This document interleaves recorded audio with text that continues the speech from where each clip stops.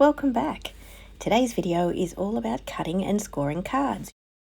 I should mention right away that because I'm here in Australia, we have A4 size cardstock, which is it's the standard size used pretty much everywhere except in North America.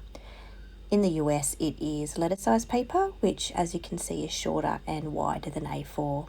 If you've ever tried to follow a fancy fold tutorial where the instructions used were letter sized and you're using A4, you'll know how tricky that can be.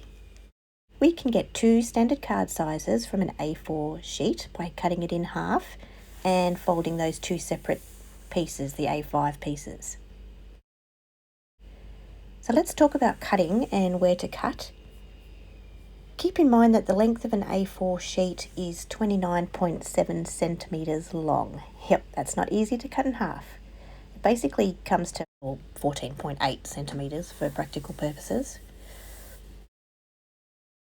And that will give you two pieces of equal size. Now with card making, not everyone worries about scoring their cardstock first. Some people prefer to just fold it with their fingers and then use a bone folder. But you might find these tiny little wrinkles in the middle of the card. You can avoid that by scoring the cardstock before you fold it. Now you can score with a paper trimmer like this one from Stampin' Up, or you can use a scoreboard like this one from Stampin' Up. When using A4 paper, you'll want to use the optional metric plate because it has the exact 10.5 centimetre marking right there on it. You can quickly and easily score with that. It's absolutely amazing. I use it all the time. Now with our A4 cardstock being 21 centimetres wide, we can score it at 10.5 centimetres. Pretty easy. Just pop it in the trimmer with the short side up against that bar again and move it right up until you hit the 10.5 centimetre mark. This time run the scoring blade down the length of the paper. Now this would have to be the number one most common question I get asked. With the score line, it makes a valley where the scorer presses into the paper and a mountain on the reverse side. And everyone asks, should the mountain go on the inside or the outside of the card? Well, the mountain definitely goes on the inside of the card. It's the same for the store-bought cards as it is for handmade cards. The score line itself can be about 1 millimetre or 2 wide, so it's important to just use it as a guide.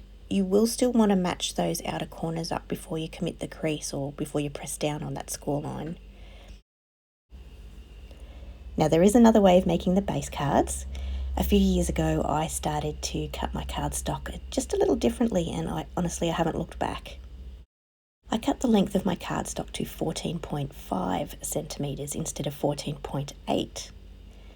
Being 3 millimetres shorter, it really doesn't make a huge difference to the look of the card, but it makes a very big difference to cutting all the layers that go on top.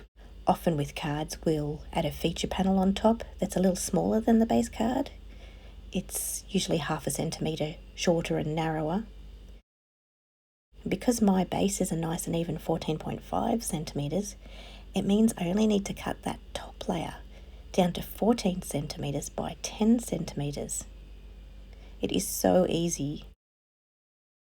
The 0.5 centimetre or full centimetre markings on any tool are usually so much easier to see than trying to score a 0.8 or a 0.3.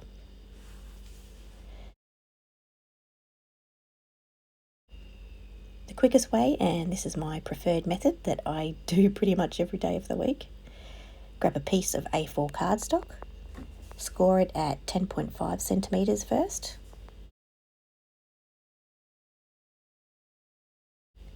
Then I cut it at 29 centimetres and 14.5 centimetres. And I end up with two scored card bases. Hope that helps you with your card making. Thanks for joining me today.